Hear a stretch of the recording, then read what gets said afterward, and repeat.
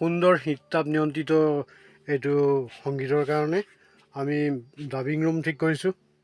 আৰু ইয়াত সংগীতৰ সকলো প্ৰকাৰ ইয়াত সুবিধা আছে। ইয়াত এইটো ডাবিং ৰুম, এইটো আপোনাৰ যথেষ্ট শীত-তাপ নিয়ন্ত্ৰিত এটা পানীবন্ধন কক্ষ, আৰু সকলো যন্ত্ৰ পাতি ইয়াতে আমাৰ মজুত আছে।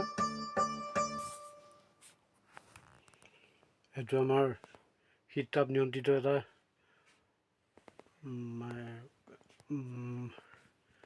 ভাল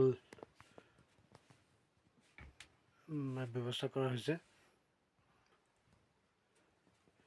শীত-তাপ নিয়ন্ত্ৰিত এটা পানীবন্ধন কক্ষ, আৰু ইয়াত সুন্দৰভাৱে আমি গানবিলাক উলিয়াই দিয়া হয়। গতিকে আপোনালোকৰ সহায় সহযোগিতা আমি কামনা কৰিছোঁ। আজি আমাৰ সম্পূৰ্ণ 2 বছৰ পূৰ হৈছে, আৰু আপোনালোকৰ আগন্তুক দিনত আমি আপোনালোকৰ আশীৰ্বাদ শুভেচ্ছা কামনা কৰিলোঁ। আমি শিল্পীসকলৰ সুবিধাৰ কাৰণেই আজি এই তৰংগ ষ্টুডিঅ' প্ৰতিষ্ঠা কৰা হ'ল। মাজুলী সাংস্কৃতিক প্ৰাণকেন্দ্ৰ। পূৰ্বে আমি বহুত কষ্ট হ'বলগীয়া হৈছিলে শিল্পীসকলৰ বাবে। মাজুলীত ইতিমধ্যে এই ব্যৱস্থাটো নাছিলে আজি 2-3 বছৰ আগলৈকে। বৰ্তমান আমাৰ পৰিকল্পনা আছিল এটা মাজুলীত এই ধৰণৰ শীত-তাপ নিয়ন্ত্ৰিত এটা পানীবন্ধন কক্ষ প্ৰতিষ্ঠা কৰাৰ, আৰু সেয়েহে আমি এই পানীবন্ধন কক্ষটো প্ৰতিষ্ঠা কৰিলোঁ। আজি 2 বছৰ পূৰ হৈছে।